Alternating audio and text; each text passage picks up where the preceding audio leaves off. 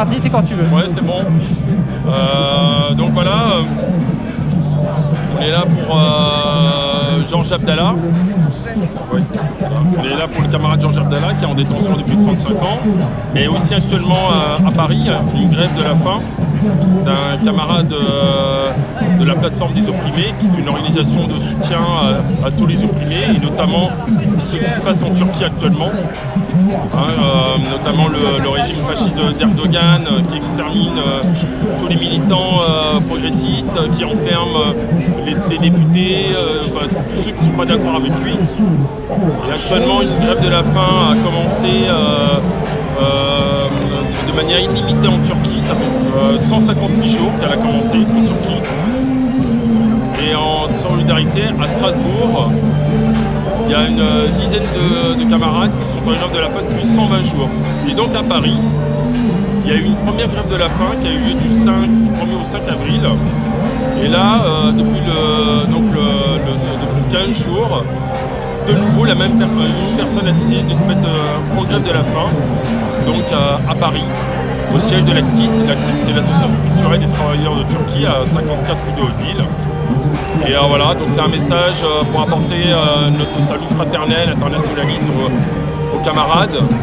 Et c'est aussi faire un appel contre le fascisme qui sévit en Turquie. Mais plus globalement contre tous ceux qui luttent contre l'oppression, contre la réaction contre le capitalisme. C'est pour ça qu'on est là, mais c'est une lutte globale qu'on doit vraiment organiser. Mais alors, j'ai appris que Leyla Güven, une des principales opposantes et grévistes de la faim, avait été hospitalisée hier en Turquie, et donc elle sera à l'article de la mort de sa grève de la faim qu'elle a fait depuis plus de 100 jours.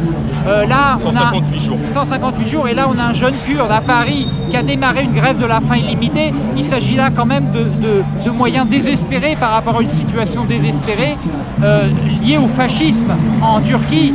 Et ils appellent à ce que les citoyens français et au niveau de l'Europe se sentent concernés par ce qui se passe, parce que ce qui se passe en Turquie aujourd'hui, c'est ce qui va se passer demain ici. Voilà. Parce qu'en fait, Erdogan, il ne faut pas oublier qu'Erdogan est un allié fidèle de l'Europe, de l'OTAN. Et surtout, il y a ce marchandage sordide qui consiste à dire laissez-moi carte blanche, sinon je libère entre guillemets tous les migrants qui sont en Turquie, dans les camps de concentration en Turquie. Donc c'est un chantage odieux qui fait que par opportunisme, eh bien, tout le monde se tait sur la situation en Turquie, sur la violation massive des droits de l'homme. C'est vraiment un chantage, mais c'est vrai que quelqu'un comme Erdogan, qui est un vulgaire dictateur fasciste,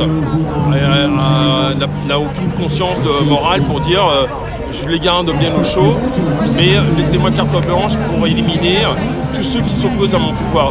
Là, pour information, il y a eu des élections municipales en Turquie.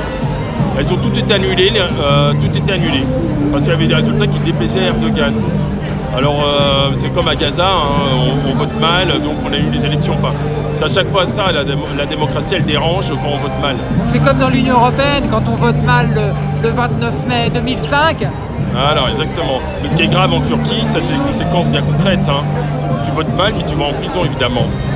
C'est ça qui est dramatique. Donc c'est pas les mêmes aspects. Alors ici on lutte à notre manière par rapport à cette déni de démocratie, mais en Turquie ils luttent, mais ils vont en prison. C'est-à-dire que la moindre contestation dans la rue est immédiatement réprimée par des actes de torture, d'emprisonnement. Donc les prisonniers politiques en Turquie, ça augmente de manière considérable.